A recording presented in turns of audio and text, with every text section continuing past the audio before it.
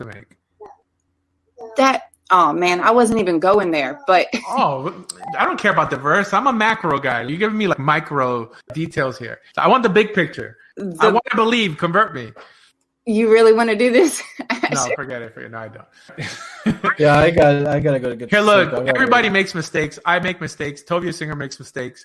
I think the guy's very bright. I mean, I've been dying to debate the guy. Like, do I think I'm going to win? Absolutely. But I mean, I think the guy is extremely bright. I think Michael Brown's also extremely bright. Everyone can make mistakes. It's like if I could put them in a line on who I think is the brightest, I mean, I don't think Tovia Singer would be there. He's very bright in Tanakh.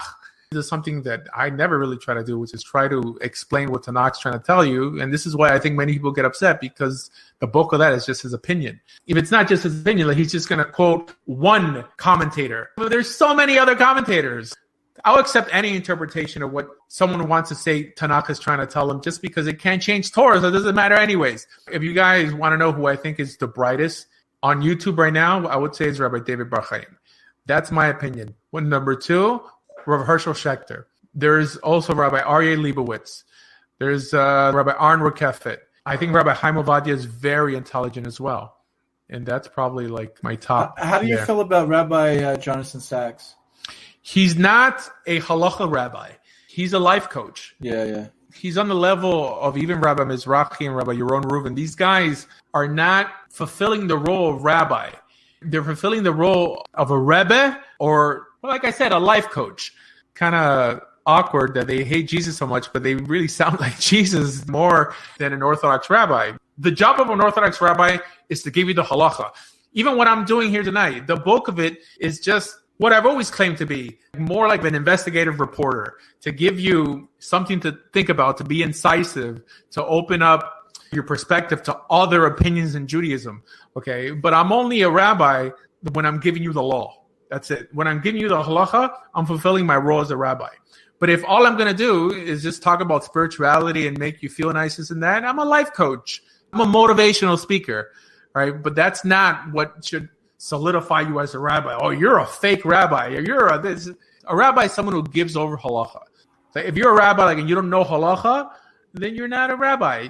Like my friend Nasanel said, everyone today is a fake rabbi. Because this smicha was invented in 1538 in Sfat. It's not real smicha. It's just ceremonial. It doesn't mean anything, right? I mean, no one here has smicha going all the way back to Moshe Rabbeinu. Like, no one judges on the Sanhedrin. So everyone is free to give their opinion. I'm saying colloquially what the notion of rabbi really means.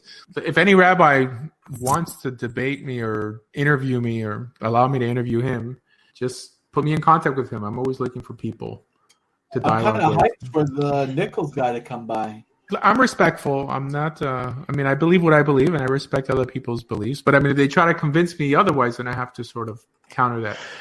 Hey, Rabbi, what's up with you and G-Man? Are you going to debate G-Man?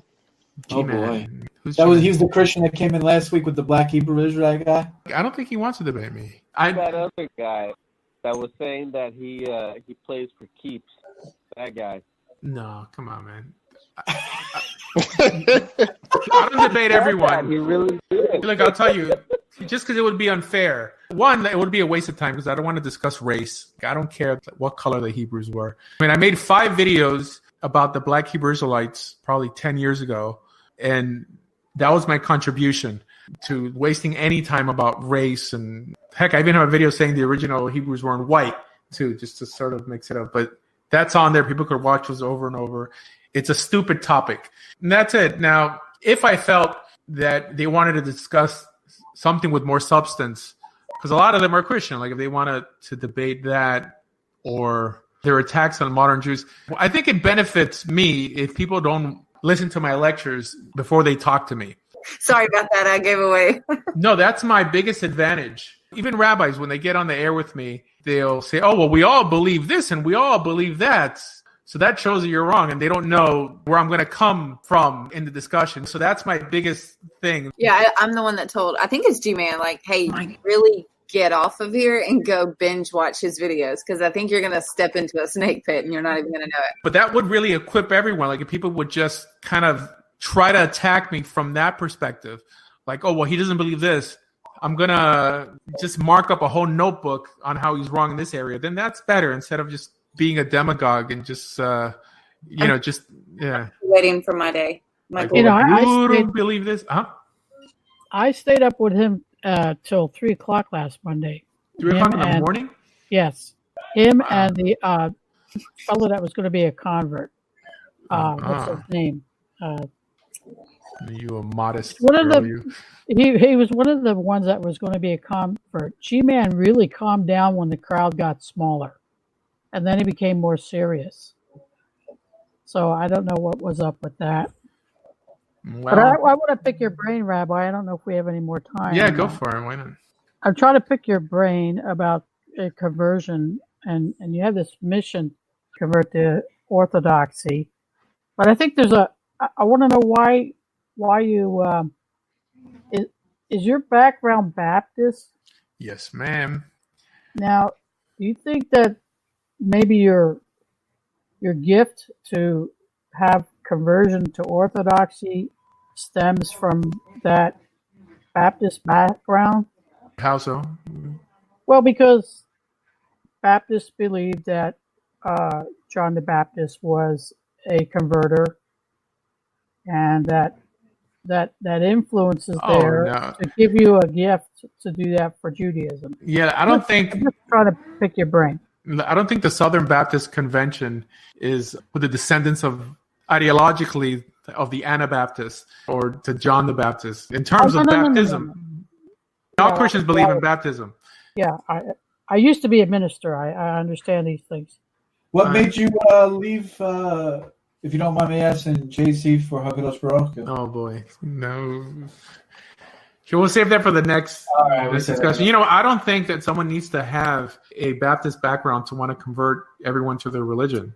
And heck, if anyone even sold drugs, they know that if you have a product, marketing is probably 90% of the game. Right? There's strength in numbers. Yeah. Sorry. No, I think that you have to be taught otherwise. In any other area of life, here, look, for example, Jews are great marketers. They're great in promoting isms and causes. They were just terrible at promoting Judaism. But from Marxism to feminism to secularism, I mean, Jews are in your face. They're also into proselytizing. They just don't proselytize Judaism. But they proselytize Noahidism. I think that if you find something good in life, you should be in the business of saying what's good for me is good for others. That's just the right thing to do. It says this. The Rambam writes, in the third mitzvah, in Sefer Mitzvot, he says that the mitzvah of loving Hashem is doing what Avraham Avinu did in Haran. He says because Avraham Avinu fell in love with God, he wanted everyone to fall in love with God as well, to his understanding of God. So it shows that it wasn't some Noahide understanding. He was in the covenant. He wanted to bring others into the covenant. To whatever extent that was not applying the medrash, I understand the whole notion of Haran is a different story, really, but it shows that if you love something, you want to share it. And if you care about people, I mean, especially people who are not related to you, the biggest sign of that is like bringing everyone to your level. I don't think Christianity has anything to do with that. But yeah, I was a Christian. I went to seminary. I was ordained. This is over 20 years ago. What seminary did you go to? Jacksonville Baptist Theological Seminary. I also went to another one that was Assemblies of God, actually. It was called just like Christ for the Nation, something. Oh, yeah. And I'm familiar with that. It's interesting. He probably wouldn't remember me. I mean, I've debated Michael Brown like 5 times or so, but I actually spoke to Michael Brown over 20 years ago because I was trying to get into a school in Pensacola, Florida.